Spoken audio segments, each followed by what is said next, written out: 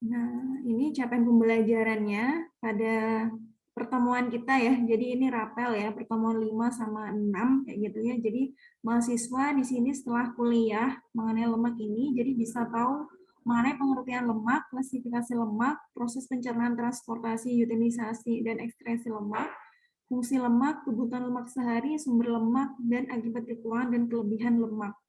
Kayak gitu. Nih, seperti yang saya bilang tadi ya, lemak itu dia masuknya makronutrien atau sumber energi ya, kayak gitu. Nah, lemak ini adalah zat organik hidrofobik yang bersifat sukar larut dalam air. Jadi dia tuh nggak bisa larut air, kayak gitu. Dia nggak bisa larut pada senyawa polar. Dia bisanya larut pada senyawa non polar, kayak gitu, atau pelarut organik seperti kloroform, ether, dan benzen, kayak gitu ya.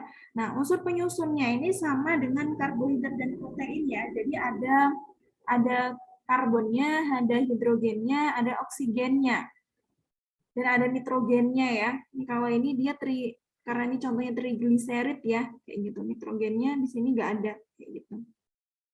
Nah, kalori yang dihasilkan tadi ya 2 kali lipat lebih banyak dibandingkan dengan karbohidrat. Karena 1 gramnya lemak itu adalah 9 kilokalori. Kalau karbohidrat tadi berapa? 1 gram karbohidrat tadi berapa kilokalori? 4, Bu. Ya, 4. Ya, gitu ya, dalam jumlah yang sama, maksudnya 1 gram gitu ya. Jadi dia dalam jumlah yang sama. Tubuh banyak mendapatkan lemak dari makanan yang dikonsumsi. Jadi sumber lemaknya itu bisa berasal dari yang kita konsumsi dan juga yang di metabolisme. Maksudnya di sini itu metabolisme dari karbohidrat, contohnya kemarin ya, metabolisme dari karbohidrat itu kalau dia berlebih, dia bisa menjadi lemak. Jadi di sini maksudnya itu kenapa tubuh bisa membentuk lemak gitu? Karena memang sebelumnya dia bentuknya karbohidrat, terus nanti dipecah. Jadinya tubuh itu mendapatkan cadangan lemak kayak gitu. Jadi nanti kalau konsumsinya berlebihan tuh ya karbohidratnya, dia proporsi lemak dalam tubuh itu juga akan lebih banyak kayak gitu. Nah, ini merupakan klasifikasi lemak ya. Jadi nanti kita bahas. Jadi ada lemak sederhana atau biasanya disebut gliserida ya, kayak gitu. Tri 3 ya. Gliserida itu ya lemak kayak gitu. Karena dia satu lemak itu dia mempunyai 3 molekul kayak gitu ya.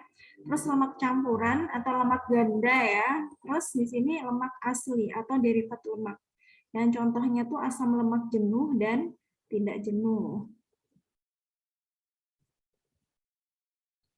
Ini pernah saya bahas sebelumnya ya. Jadi lemak dan minyak itu sebenarnya sama ya. Jadi nama lainnya itu memang kayak dibedakan itu berdasarkan bentuknya biasanya ya. Jadi pada temperatur kamar lemak itu berwujud padat. Kalau dia disebut minyak itu pada temperatur kamar atau temperatur suhu ruang itu dia bentuknya cair gitu, itu minyak gitu ya. Jadi misalkan dia margarin itu kan dia padat ya, itu disebut sebagai lemak kayak gitu. Tapi kalau nanti dia cair, nah itu disebutnya sebagai minyak. Gliserid pada hewan berupa lemak atau lemak hewani ya dia ya. Sedangkan kalau dia berasal dari tumbuh-tumbuhan itu disebut sebagai minyak.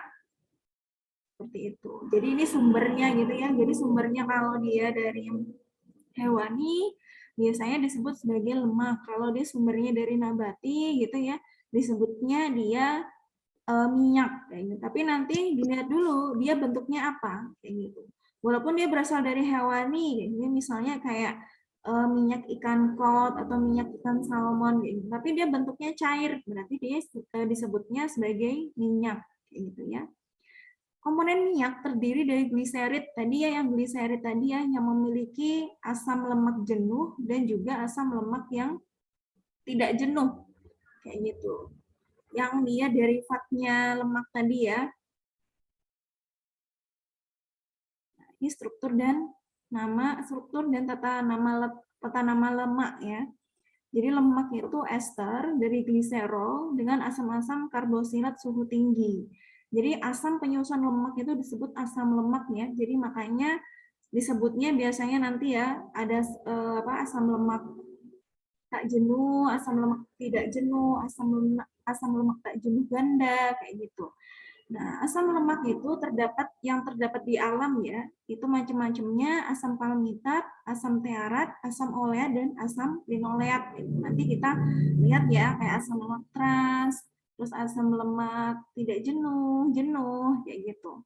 Nah, ini yang saya maksud tadi ya. Disebut gliserid itu karena satu molekul gliserol itu dia mengikat 3 molekul asam lemak.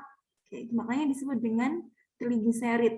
Seperti tadi ya, jadi dia mengikat yang struktur yang awal tadi, yang di definisi lemak itu, dia mengikat R1, R2, R3, kayak gitu.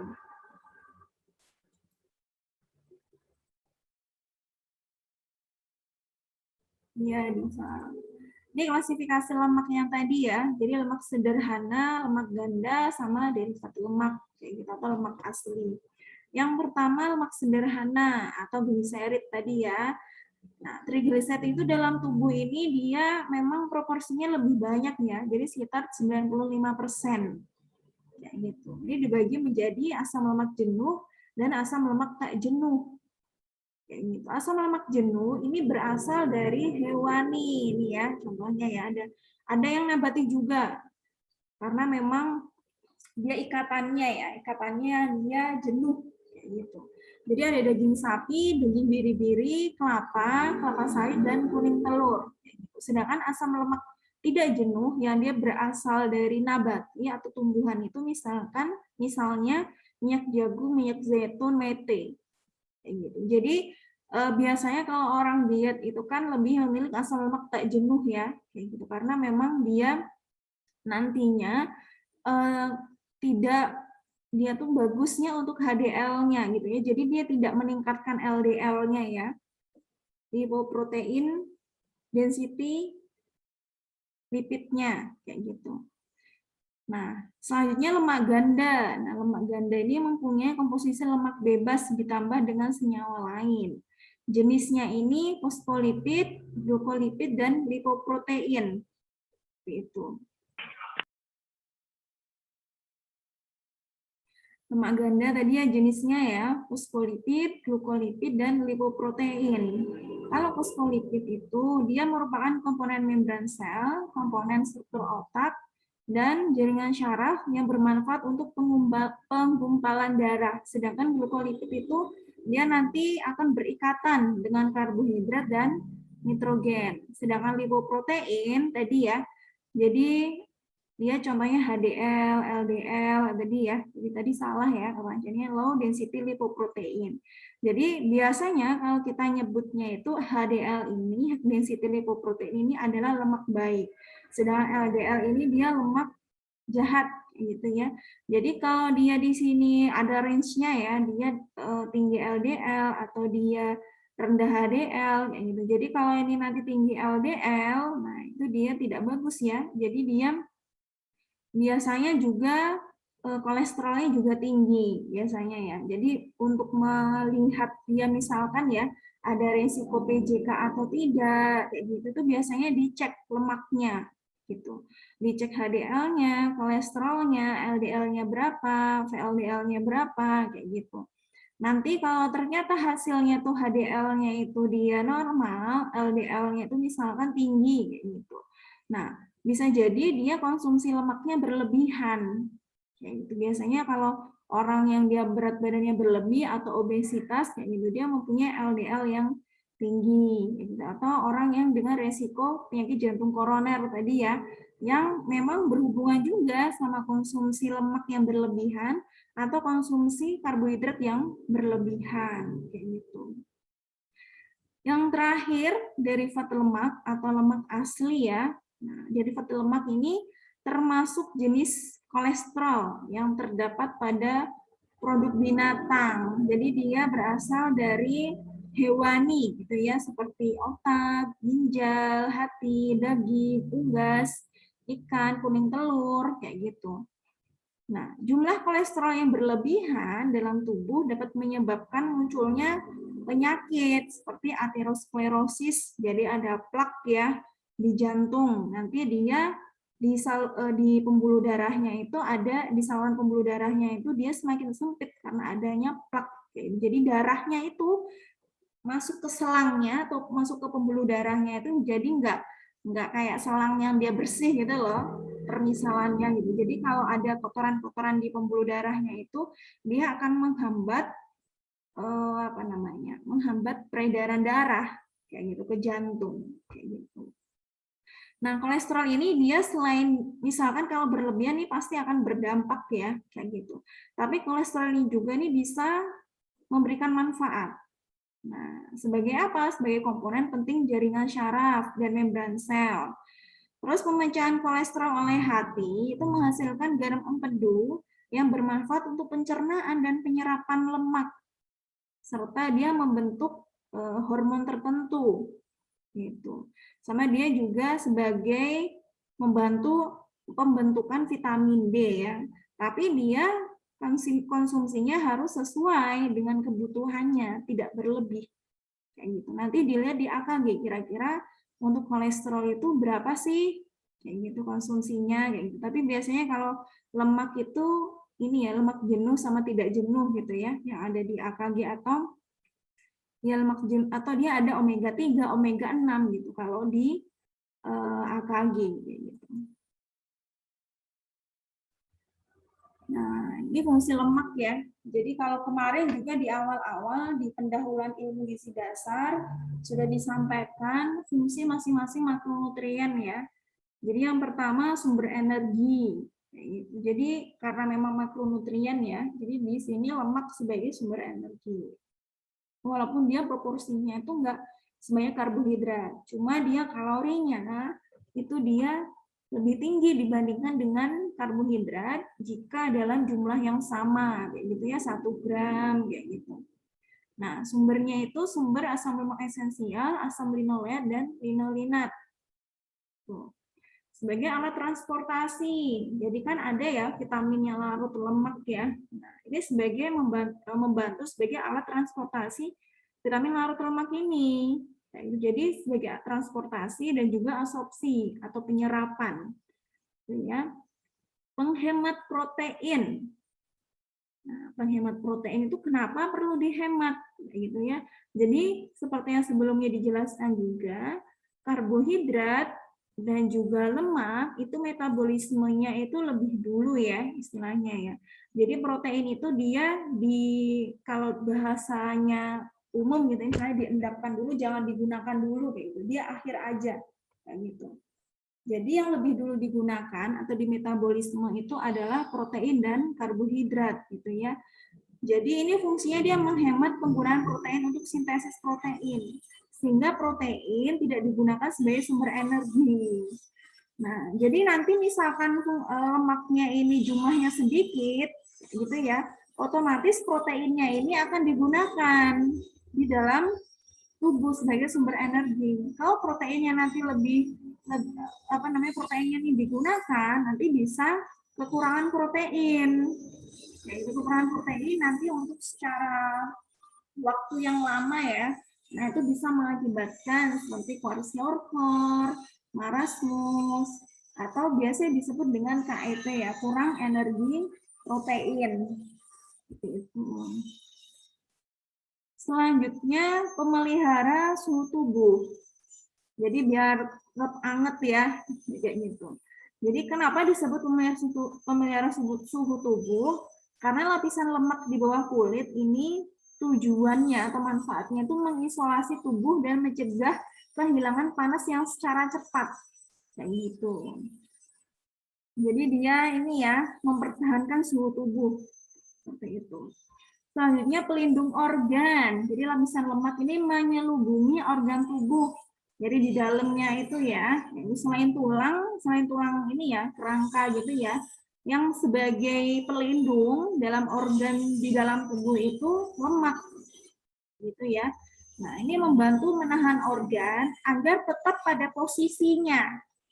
Jadi dia tidak berbenturan gitu ya dengan organ lainnya kayak gitu. Yang selanjutnya sebagai pelumas dan sekresi. Jadi karena memang secara fisik ya dia sifatnya licin ya, lemak itu ya. Nah, dia digunakan sebagai pelumas kayak gitu, dan membantu pengeluaran sisa pencernaan. Itu. Yang selanjutnya untuk memperlambat pengosongan lambung. Jadi selain serat ya, yang serat yang larut ya, serat yang larut kayak gitu. Nah, lemak ini dia juga fungsinya untuk memperlambat pengosongan lambung dengan cara dia memperlambat sekresi asam lambung kayak gitu, sehingga lemak memberi rasa kenyang yang lebih lama.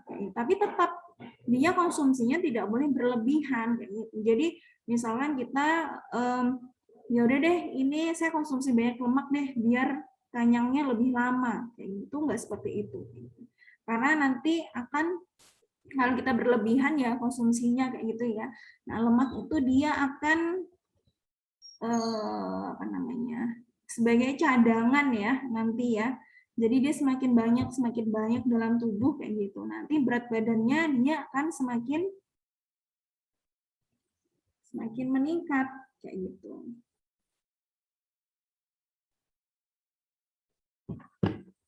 Nah, lemak itu juga dia fungsinya sebagai pemberi rasa ya. Jadi untuk kelezatan gitu ya.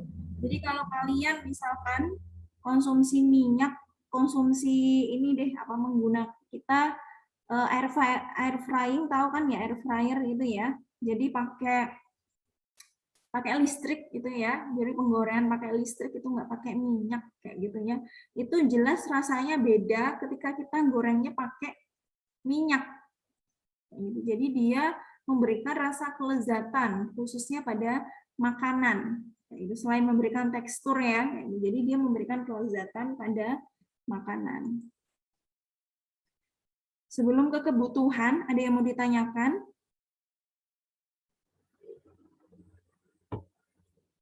Nah, untuk kebutuhan lemak ya, jadi kalau karbohidrat itu sekitar 50-60%, untuk lemak itu 15-30% kebutuhan energi total. Jadi ini kebutuhan dari energi total ya maksudnya ya. Jadi dia misalkan kalian sudah menghitung ya, kayak kemarin praktek itu ya, menghitung energinya berapa, terus nanti dia dipersenin nih, kalian mau pilih mana nih, 15%, 20%, 25%, atau 30%.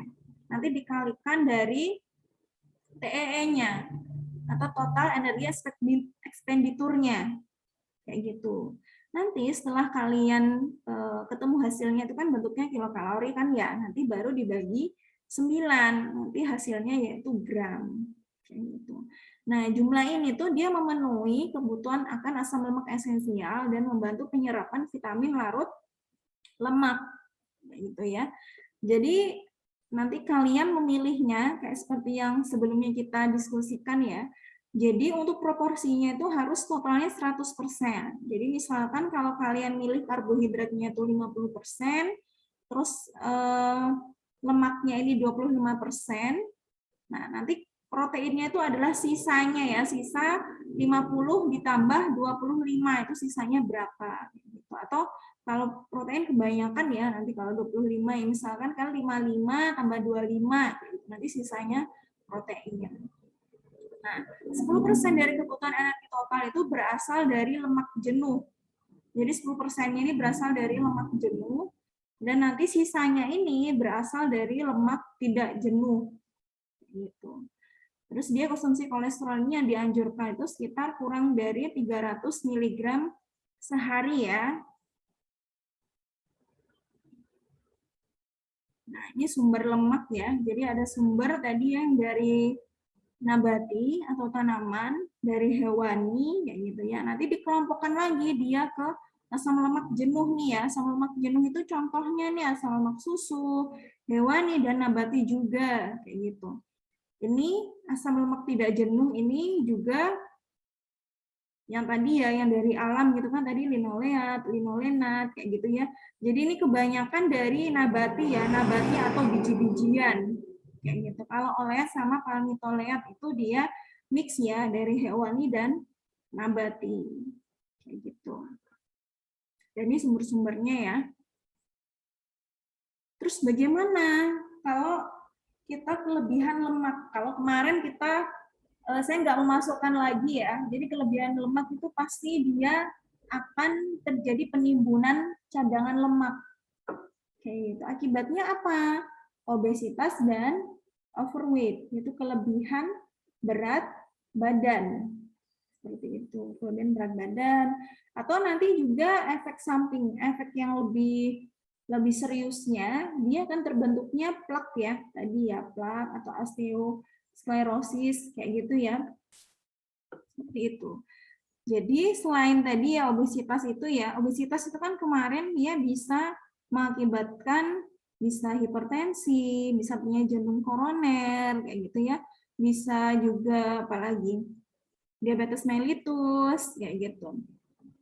Nah, kadar kolesterol darah yang meningkat ini berpengaruh tidak baik untuk jantung dan pembuluh darah.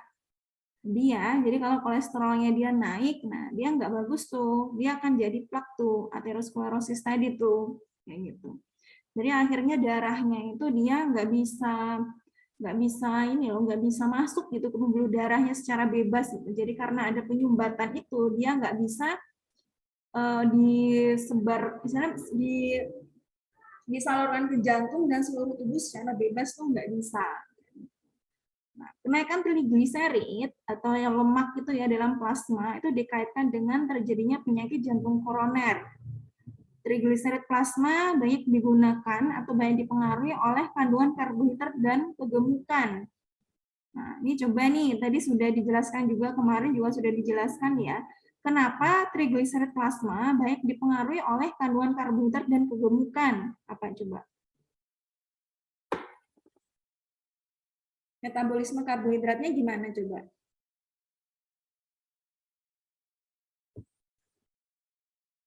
Nah, yang kemarin metabolisme karbohidrat gimana?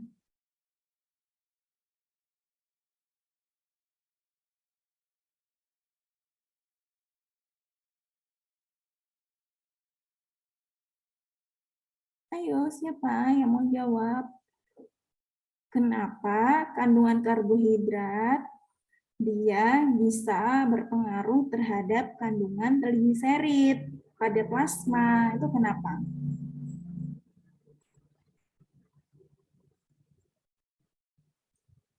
Nanti dilihat-lihat lagi ya, kayak gitu ya. Kenapa ada hubungan kayak gitu ya trigliserid plasma dan juga kandungan karbohidrat yang dikonsumsi, kayak gitu. Yang dipecah-pecah itu loh ya, jadi karbohidrat itu dipecah-pecah, nanti jadi glukosa. Jadi nanti kalau dia terlalu berlebihan, dia nanti disimpan dalam bentuk apa, kayak gitu. Jadi nanti harus tahu ya. Terus selanjutnya kekurangan lemak. Nah, ini kekurangan lemak ini juga berpengaruh pada pengurangan ketersediaan energi, gitu ya, karena memang tadi ya, jadi metabolismenya lemak itu yang termasuk duluan ya dibandingkan protein. Jadi kalau bisa kebutuhan lemak itu dia sesuai kebutuhan. Akhirnya nanti proteinnya itu nanti tidak dirombak gitu ya, atau tidak terjadi proses metabolisme gitu. Jadi cadangan lemak ini dia tetap gitu ya dalam tubuh kayak gitu. Jadi nanti misalkan dia kekurangan lemak, nah ini kan cadangan lemak yang semakin berkurang, proteinnya ini nanti akan dipakai, nanti akan berpengaruh nih pada berat badan, berupa penurunan berat badan atau yang seperti yang saya bilang tadi. Jadi nanti bisa HEP, kekurangan energi protein, gitu ya. Atau contohnya kalau anak usia balita itu kwashiorkor sama marasmus, kayak gitu. Nah, selanjutnya di sini kekurangan asam lemak yang akan berpengaruh terhadap tubuh. Nah, contohnya berupa gangguan pertumbuhan dan timbulnya kelainan pada kulit. Gitu. Kenapa dia ada kelainan nih pada kulit kalau kekurangan lemak? Gitu. Jadi kalau menurut penelitian itu, jadi lemak itu dia fungsinya itu ya, atau dia bukan fungsinya ya. Jadi itu merupakan struktur ya, struktur pembentukan dari sel kulit. Kayak gitu. Jadi dia menjaga kelembapan dari kulit. Kayak gitu. Jadi kalau dia kekurangan lemak nih, lemaknya yang diasup kurang kayak gitu. Nah, kulitnya ini akan kering atau dia bisa kena dermatitis.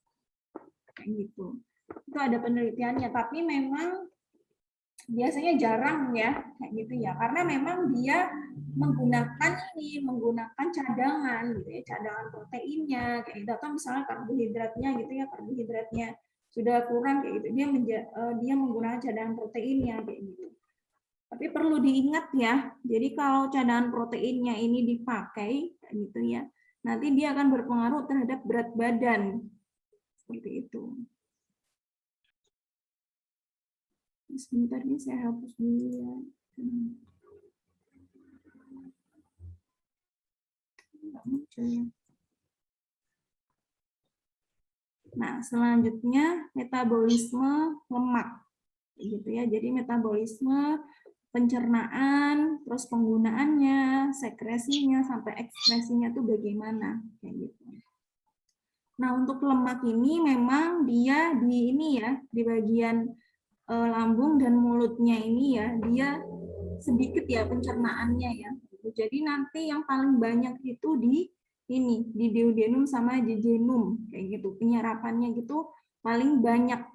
Kayak gitu. Kalau karbohidrat kan dari sini dia sudah mulai kerja ya, enzimnya ya, kayak gitu. Nah, kalau lemak ini setelah makanannya masuk ya, kayak gitu ya. Nah, nanti dia di lambung ini ya, di lambung tadi walaupun pencernaannya sedikit, nanti di sini ada kerja otot secara umum mencampur lemak dengan isi lambung. Jadi kan isi lambung itu macam-macam ya. Jadi ada sumber-sumber lainnya, makronutrien, mikronutrien kayak gitu. Nah, itu dicampur di sini. Kerja ototnya dia mencampur kayak gitu. Nah, sewaktu memasuki duodenum, lemak merangsang pelepasan hormon kolesistokinin yang dia merangsang kandungan empedu untuk melepas empedunya. Jadi di sini ya dia melepas empedunya, gitu, melepas empedunya. Nah, fungsinya empedu tuh ini dia pengemulsi yang memecah lemak menjadi partikel yang lebih kecil. Kayak gitu. Nah, akhirnya dia permukaan lemaknya itu semakin kecil. Nah, di dalam duodenum dan jejunum ini 95% lemak itu diserap ya. 95% lemak itu diserap. Gitu. Partikel-partikel yang kecil tadi, yang tadi ini dipecah tadi ya, diserap melalui sel mukosa ke dalam kapiler untuk dibawa ke vena portal dan hati. Jadi di sini nih, gitu, diabsorpsi, digestion, apa namanya, diserap, digestion, kayak gitu ya, sama absorption. Gitu.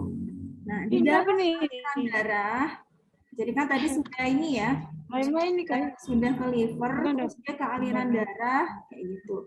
Nah, trigliserid itu dalam lipon dipecah menjadi lemak-lemak yang lebih sederhana, gitu. Lemak yang lebih sederhana itu apa? Gliserol dan asam lemak. Sama enzim apa? Enzim lipoprotein lipase. Jadi dia ini lagi dipecah lagi gitu, menjadi yang lebih kecil lagi, menjadi lebih sederhana lagi, kayak gitu ya. Nah, jadi kurang dari 5% nih yang disekresi, yang diekspresi ya. Kurang dari 5% fat itu dia akan dikeluarkan ya melalui saluran pengeluarannya di anusnya, dikeluarkan. Nah, sel lemak gliserol tadi, sel model gliserol tadi itu akan masuk ke sel dan nanti akan dipecah lagi menjadi energi. Energi di sini ini melalui siklus ini namanya siklus Krebs ini. Jadi kalau di pembentukan ini ya, pembentukan energi itu ya, dia kan ada yang namanya pembentukan asetil-CoA ya melalui asam pirufat kayak gitu. Terus nanti dia menjadi apa namanya asetil-CoA tadi, terus dia masuk ke siklus Krebs, nantinya akan menjadi energi. Jadi tadi lemak yang sudah dipecah tadi dia kan disimpan ya, dibentuk dan disimpan ya, ada yang dibentuk, ada yang disimpan, dibentuknya ini atau menjadi energi ini ya. Jadi melalui siklusnya ini, gliserol ini tadi diubah menjadi asam pirufat. Terus kemudian masuk ke dalam asetil-CoA yang dia lewat masuk ke siklus Krebs. Jadi kalau nanti Nanti saya tambahkan ya videonya ya. Jadi siklus Krebs kayak gitu tuh bagaimana? Kayak gitu ya. Itu biasanya ada di metabolisme energi kayak gitu. Dari sini ada yang mau ditanyakan dulu?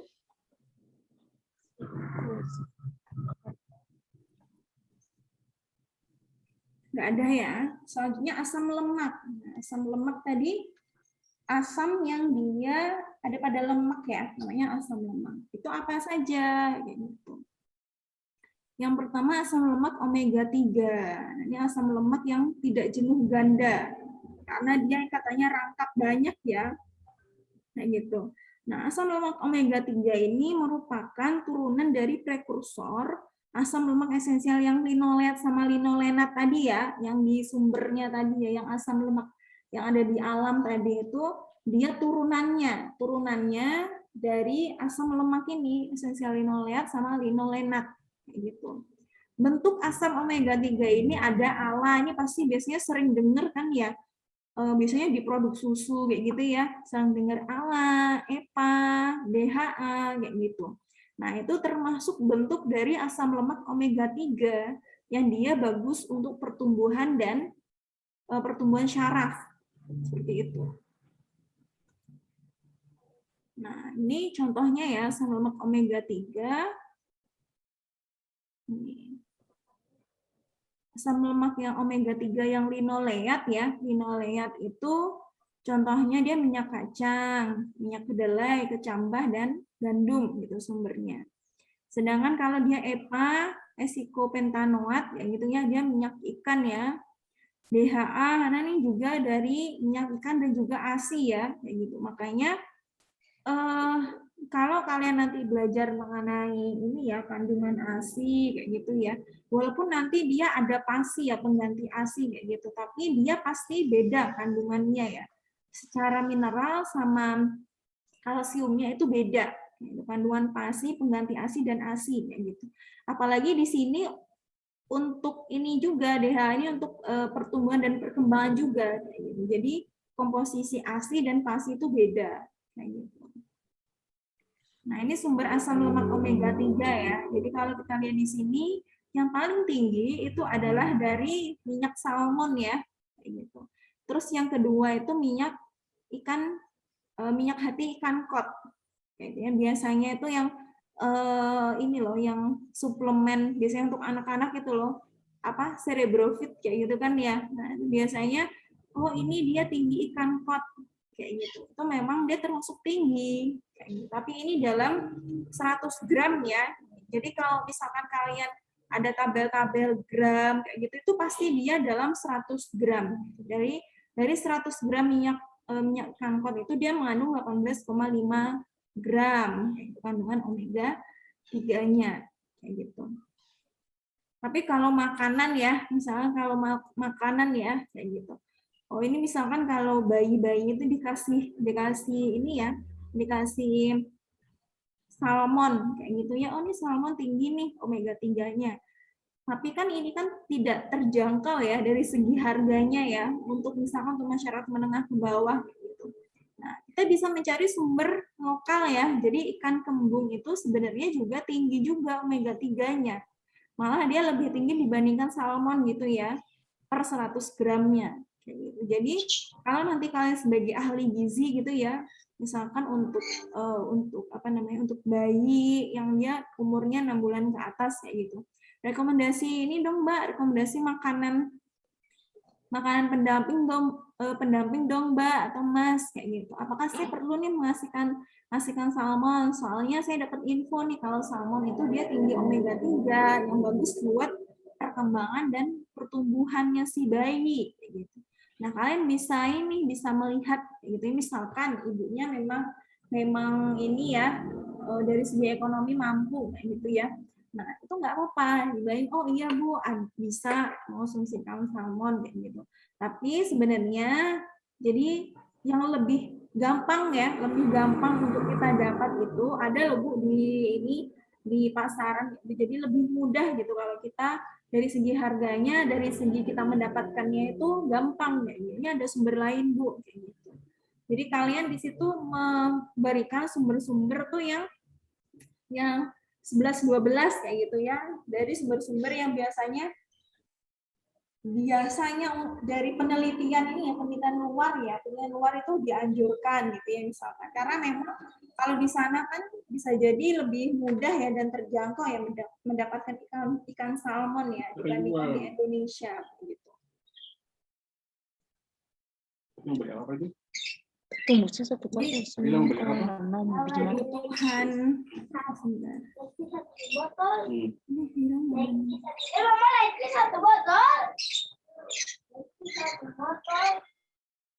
ini Vira nih ditinggal ya, Vira Elma nih.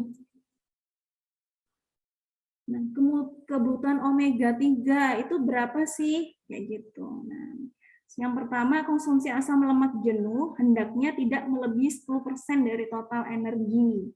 Kalau ini kan tadi lemak yang tidak jenuh ya. Kalau lemak tidak jenuh tadi yang di awal tadi, nah itu sekitar 3-7% dari total energi kayak gitu.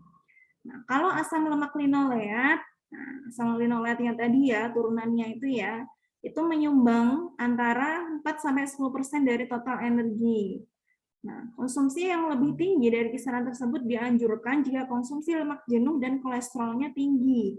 Jadi ini bisa lebih tinggi kalau misalkan konsumsi lemak jenuh dan kolesterolnya itu tinggi. Kayak gitu. Lemak atau kolesterol ya, kolesterol yang seharusnya dikonsumsi dalam sehari ya, itu kalau bisa tidak lebih dari 300 mg per hari. Jadi kurang dari 300 mg per hari kayak gitu ya. Nah, itu nanti sudah ada di AKG atau nanti perhitungannya kayak gitu kalian bisa biasanya kalau mikronutrien ya, mikronutrien itu kalian acuannya bisa dari AKG, terus nanti kalian melihat asupannya. Nah, melihat asupannya dari Nutrisurvey. Jadi aplikasi Nutrisurvey di situ. Jadi kalian memasukkan ya, misalkan memasukkan ayam goreng kayak gitu. Kalau di Nutrisurvey ya, aplikasi Nutrisurvey itu kita memasukkan semua makanan yang dikonsumsi gitu ya oleh responden, misalkan oleh kliennya kita gitu. Di situ ada makronutrien, ada mikronutrien, jadi ada pilihannya. Kita mau yang mikronutrien lengkap, atau yang bisa kita pilih apa saja yang mau kita teliti, kayak gitu ya. Nah, di situ nanti ada kolesterol. Jadi kita bisa tahu nih, oh ayam. Jadi kalau di Nutrisurvey itu kan memasukkannya harus per 100 gram ya. Jadi ini saya just info aja ya, karena kalian nanti dapat praktek Nutrisurvey-nya di semester 3. Gitu. Jadi nanti misalnya kalian masuk nih ngetik ya di Nutrisurvey, oh ayamnya yang dikonsumsi 1 buah, oh ini 60 gram, kayak gitu. Nanti keluar tuh kolesterolnya berapa, kayak gitu. Lemaknya berapa, kolesterolnya berapa, kayak gitu. Omega 3-nya berapa, kayak gitu. Tadi biasanya memang ada yang tidak dimasukkan ya, maksudnya dia masih kosongan, makanya kita perlu memasukkan data baru. Biasanya kalau Nutrisurvey itu dia asalnya dari TKPI-nya Indonesia ya, tabel komposisi pangan Indonesia. Jadi di tabel komposisi pangan Indonesia itu ada dipisah-pisah, dikelompokkan ya, ini sumber dari serealia, sumber dari sayuran, sumber dari buah-buahan. Jadi kita bisa tahu nih, di sumber-sumbernya itu nanti juga dipisahin, yang dia makanan segar, terus makanan yang goreng-gorengan, makanan dicampur gitu. Misalkan kalau buah gitu ya, ini ada salad buah, ada es buah kayak gitu. Jadi ada makanan atau dia jenis makanan yang tunggal ya, contohnya kayak buah ya alpukat gitu ya. Nanti kalau dia ada campuran, misalkan jus alpukat itu ada juga. Nah, asupan omega 3 untuk setiap orang itu yang dianjurkan tuh ini omega 3 EPA sama DHA ya. Jadi kan ini contohnya tadi ya. Jadi ini EPA sama DHA itu 0,3 sampai 0,5 gram per hari. Nah, ini ya. Jadi dari ikan-ikanan itu 0,3 sampai 0,5 gram per hari. Kalau yang tadi di tabel itu adalah per 100 gram. Seperti itu. Nah, pasokan makanan sumber omega 3, EPA, DHA, dan AA atau AHA ya. Dan alfa-linoleat harus dikonsumsi dalam jumlah rasio yang seimbang. Jadi ini rasionya ya omega 3 sama omega 6 itu 5:1 sampai 10:1. Jadi kalau di sini yang kita lihat ya, perbandingannya itu lebih banyak omega 3-nya dibandingkan dengan omega 6-nya. Di ilmu bahan makanan kalian juga membahas juga kan ya, bahas mengenai karbohidrat juga ya. Karbohidrat, protein gitu juga kan ya? Ya enggak? Karbohidrat juga dibahas kan ya di ilmu bahan makanan ya? Iya, Bu. Kalau lemak, kalau protein dibahas juga enggak? Belum ya? Enggak ya? Dibahas.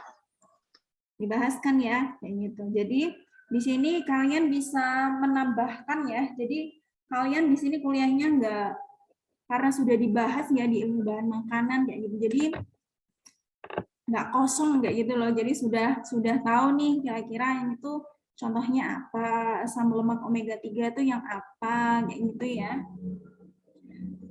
EPA ya tadi ya. Jadi disingkat aja ya. Nanti dihafal aja EPA itu yang mana gitu ya. Nah, EPA ini dilaporkan manfaatnya ini ya, dilaporkan berperan dalam mencegah penyakit degeneratif sejak janin dan pada saat dewasa. Jadi makanya kalau pas waktu hamil itu ya, hamil itu biasanya konsumsinya sumber hewani juga, nabati juga kayak gitu. Yang penting nanti ketika hamil itu harus mengonsumsinya sesuai standar. Apa tuh yang dimaksud dengan sesuai standar? Jadi kalau hamil itu di trimester pertama, kedua, ketiga itu ada penambahan ya, ada penambahan kebutuhan energi, makronutrien dan juga mikronutrien kayak gitu. Dan kalau di pas waktu hamil itu kan rentan anemia ya, rentan anemia. Jadi sebisa mungkin si ibu ini harus sebisa mungkin ya konsumsi proteinnya ini sebisa mungkin proporsinya lebih banyak protein hewani dibandingkan nabati. Kenapa? Karena ini berhubungan sama zat besi kayak gitu.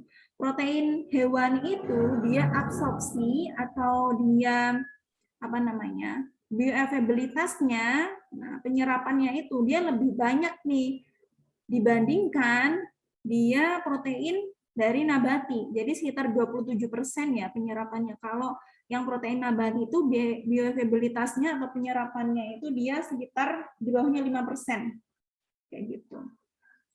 Jadi sebisa mungkin dia harus lebih banyak ya konsumsi protein hewaninya kayak gitu. Jadi protein hewaninya tuh nggak mesti mahal gitu ya. Jadi apa ikan dari air tawar itu kan juga lebih terjangkau ya dibandingkan dengan air laut kayak gitu.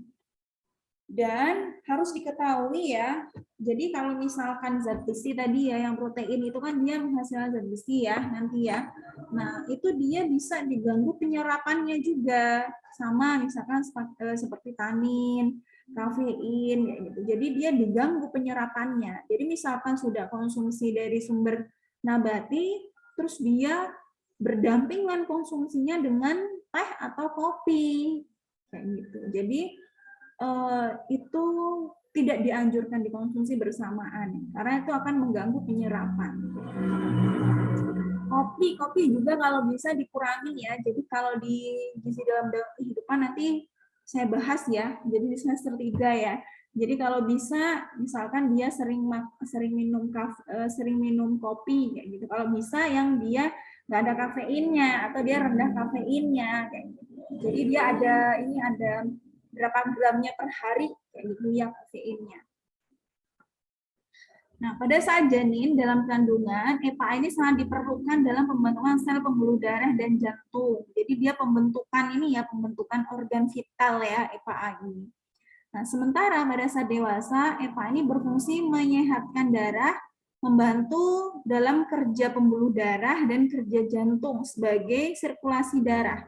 Dalam mengatur sirkulasi darah ya. Jadi ini dia membantu.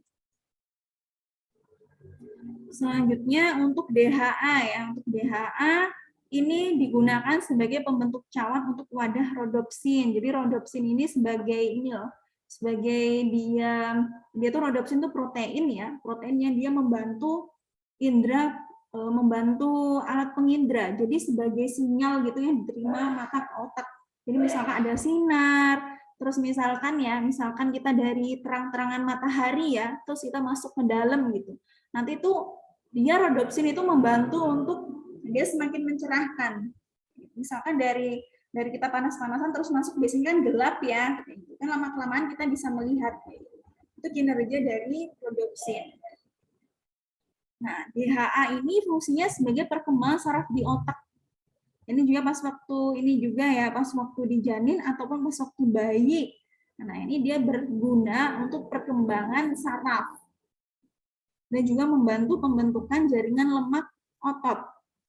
Dan membantu menjaga interkoneksi sel-sel saraf otak. Jadi di situ istilahnya perkembangannya ya, perkembangan otaknya ya. Jadi sarafnya, pembentukan jaringan lemak di otak, dan juga dia koneksi antar sel-sel saraf di otak.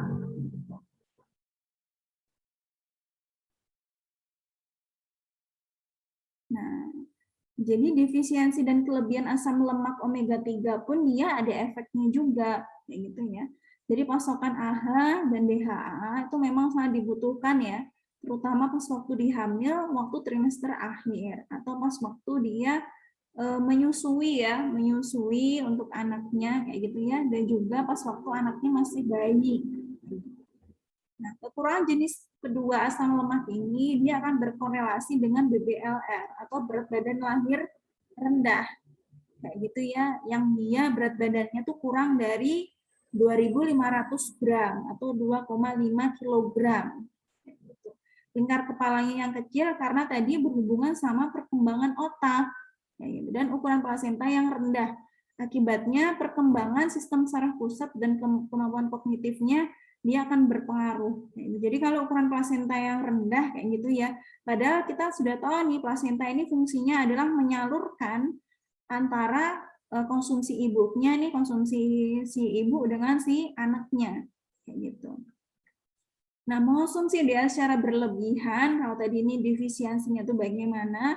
Kalau ketika berlebihan itu menyebabkan kerusakan ginjal, ya nanti akibatnya akan menurunkan respon. Jadi ginjal itu kan fungsinya mengekskresi ya, kayak gitu. Jadi kalau dia kekurangan konsumsinya, nah itu bisa menurunkan respon terhadap proses peradangan, sehingga sehingga peradangannya itu dia lebih lama. Nah, terjadi juga penurunan produksi enzim yang berperan dalam pengontrolan fungsi ginjal. Jadi dia peradangannya itu lebih lama gitu ya di ginjalnya gitu. Jadi nggak usah khawatir ya misalnya oh ini nanti kekurangan DHA atau kelebihan DHA gitu ya. Jadi kita maksimalkan aja gizi seimbang kayak gitu ya. Jadi protein nabati itu harus berapa porsi kayak gitu ya, 2 sampai 3 gitu ya, proporsi dari protein nabatinya juga 2 sampai 3 kayak gitu. 2 sampai 4 atau 2 sampai 3 kayak itu per hari porsinya. Itu segitu. Gitu. Jadi gizi seimbang pun itu untuk bayi, untuk balita, untuk remaja dan untuk fase-fase kehidupan lainnya tuh berbeda ya, kayak gitu. Tapi intinya di situ bisa menerapkan ya sesuai dengan kebutuhannya. Jadi di gizi seimbang yang kemarin kita pernah pelajari itu, jadi memang tidak hanya mengenai makanan kan ya di situ ya. Jadi di situ ada mengenai hidrasinya, konsumsi cairannya, mengenai olahraganya, mengenai apa lagi tuh ya, mengenai pemantauan berat badan, dan juga GGL. Masih ingat GGL nggak apa? Coba ini berhubungan sama lemak juga nih. GGL itu apa? GGL itu apa ya coba? Lupa, ayo. Gula, garam, lemak, Bu. Nah, ya, sama aja. Konsumsinya berapa berarti?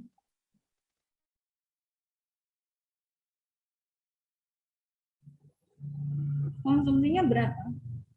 Untuk gula 4 makan sendok. Gula? Ya, garam 1 sendok teh. Untuk lemak 5 makan sendok. Ya, 5 sendok makan ya. Itu ya. Jadi kita bisa tahu nih kebutuhannya sehari itu kalau bisa tidak lebih dari itu kalau pakai URT ya, ukuran rumah tangga. Jadi di gizi itu biasanya kalau kita ngitungnya tuh kan gram ya, oh ini gram kayak gitu, seporsi ini berapa gram kayak gitu. Tapi kalau nanti untuk mempermudah gitu ya, itu pakainya URT, ukuran rumah tangga gitu ya. Sendok teh, sendok makan, terus apa lagi? Kalau kayak nasi itu ya 1 centong, sayur itu juga sayur 1 sendok sayur.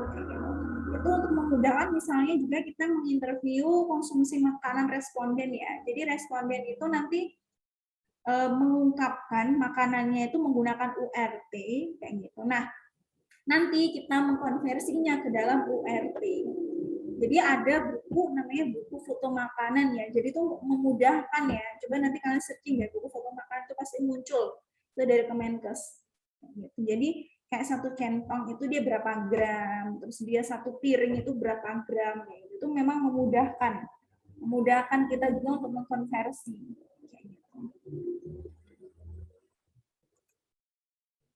Yang selanjutnya asam lemak trans. Nah, gitu ya, trans fatty acid. Jadi ini trans fatty acid itu merupakan asam lemak tak jenuh yang salah satu ikatan rangkapnya ini konfigurasi bentuk trans. Jadi kalau di makanan itu konfigurasinya ada dalam bentuk trans, ada dalam bentuk cis ya, kayak gitu. Jadi kalau asam lemak trans itu dia konfigurasinya dalam bentuk trans. Ini kelompok asam lemak trans ini yang pertama sumbernya dari minyak nabati yang dihidrogenasi parsial, atau dia yang di ini loh apa namanya di semi solidkan, yaitu dipadatkan. Contohnya itu margarin kayak gitu. Nah itu kan dipadatkan ya. Itu fungsinya tuh biasanya untuk mencegah biar minyak sayurnya itu tidak cepat menjadi cairan juga, dan apabila di ini ya tidak cepat rusak juga ya. Tidak cepat rusak, lebih stabil, terus juga dia tahan lama juga kayak gitu. Kalau lemak kan biasanya pengaruh ini ya kerusakannya itu karena oksidasi ya, atau dia karena penyimpanannya misalkan dia tidak ditutup kayak gitu, makanya dia terjadi oksidasi kayak gitu. Jadi akhirnya dia biasanya apek ya kalau lemak gitu ya, kalau dia apa namanya terkena oksidasi ya kayak gitu dia apek itu baunya. Yang kedua biohidrogenasi lemak ruminansia. Ini sekitar 3-8%. Nah, trans fatty acid ini terdapat secara alami pada jumlah yang rendah di dalam daging dan produk susu sebagai hasil fermentasi oleh bakteri pada hewan ruminansia. Jadi hewan pemamah biak ya, ini ya.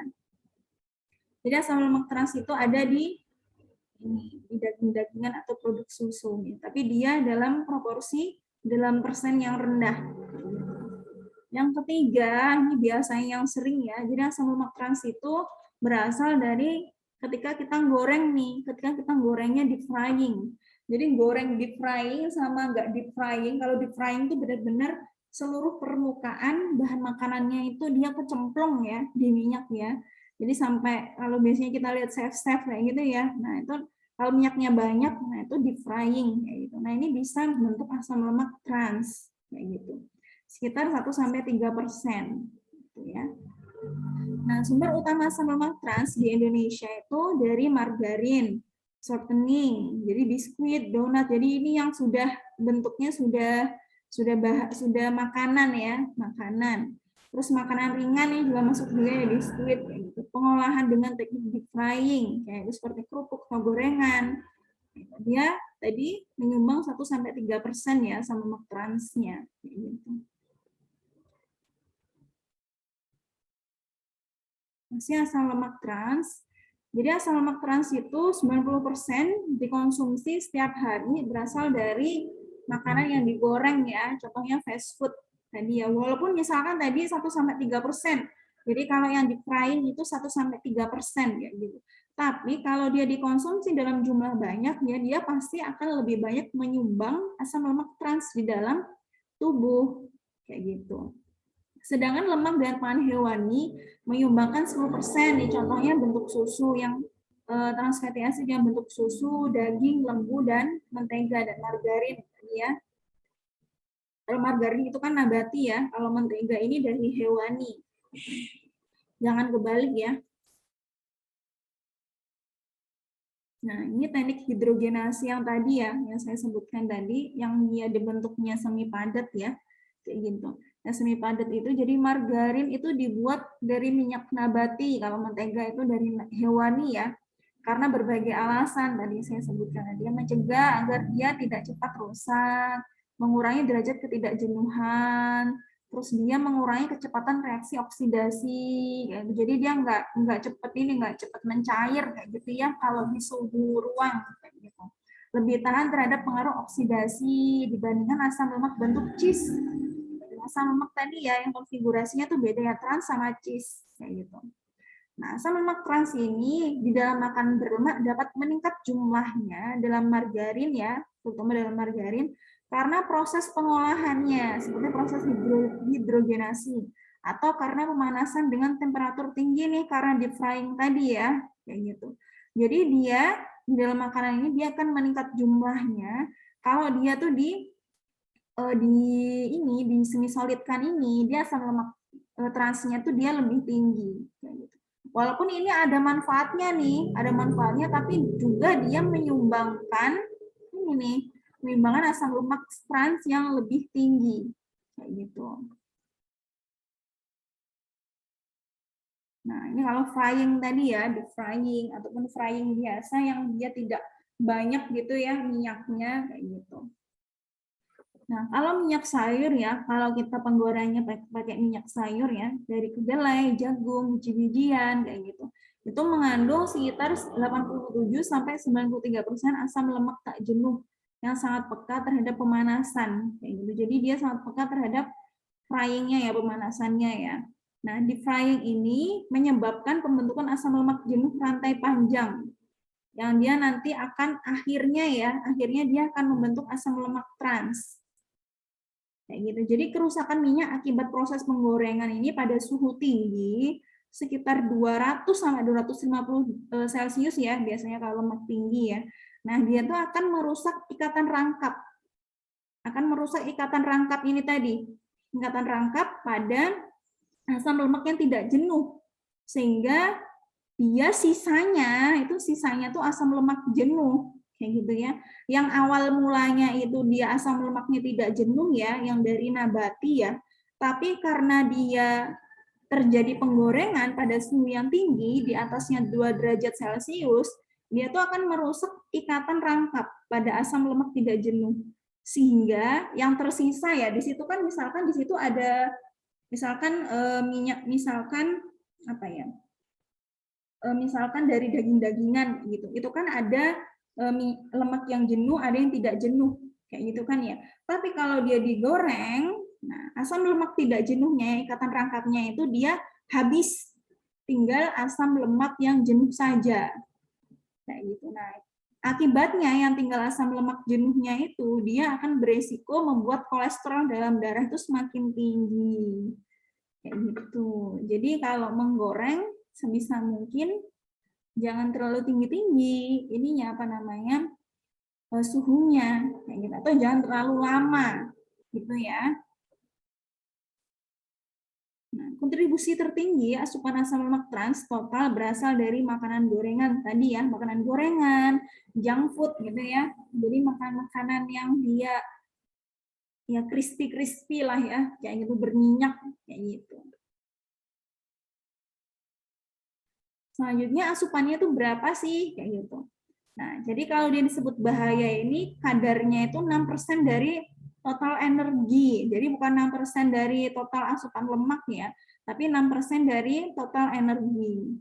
Kalau rendah itu 2% dari total energi, sedang 4,5% tidak akan berbahaya ya. Jadi kalau sedang dan rendah ini tidak akan berbahaya jika dikonsumsi bersamaan dengan lemak tak jenuh ganda. Jadi dikonsumsi bersama dengan sumber asam lemak tak jenuh ganda gitu.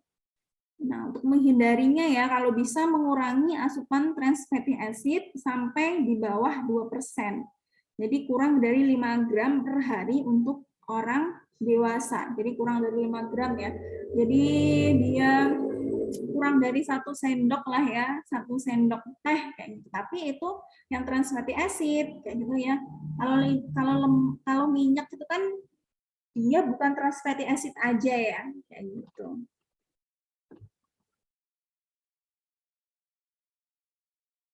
Nah, ini pengaruh asam lemak trans pada kesehatan. Jadi kalau dia konsumsinya tadi ya tinggi kayak gitu ya di atas 7% dari total kebutuhan energi. Nah, dia bisa mengakibatkan PJK. Selain itu dia bisa menimbulkan, jadi kan dari PJK-nya ini ya, dari PJK-nya konsumsi TVA ini, trans fatty acid itu menimbulkan pengaruh negatif karena kenaikan dari LDL, low density lipoprotein. Jadi dia menaikkan, ini kan lemak jahat ya tadi ya, dan menurunkan HDL-nya, high density lipoprotein kayak gitu.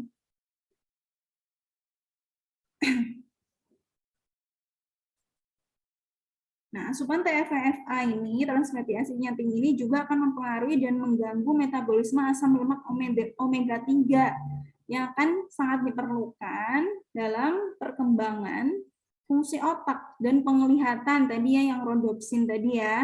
Dan asupan TFA selama kehamilan akan mempengaruhi perkembangan janin. Gitu. Kalau dia berlebihan gitu. Jadi tambahannya di sini selain dia bisa menaikkan LDL, menurunkan LDL, terus dia bisa mengganggu nih metabolisme asam lemak omega 3 yang dia diperlukan untuk otak, untuk yang penglihatan ini karena fungsi rhodopsin tadi untuk perkembangan janin.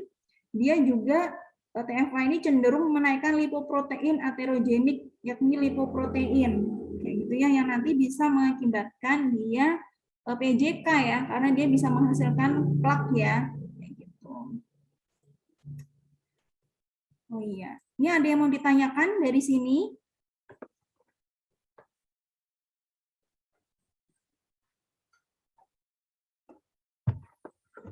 Kalau nggak ada yang mau ditanyakan,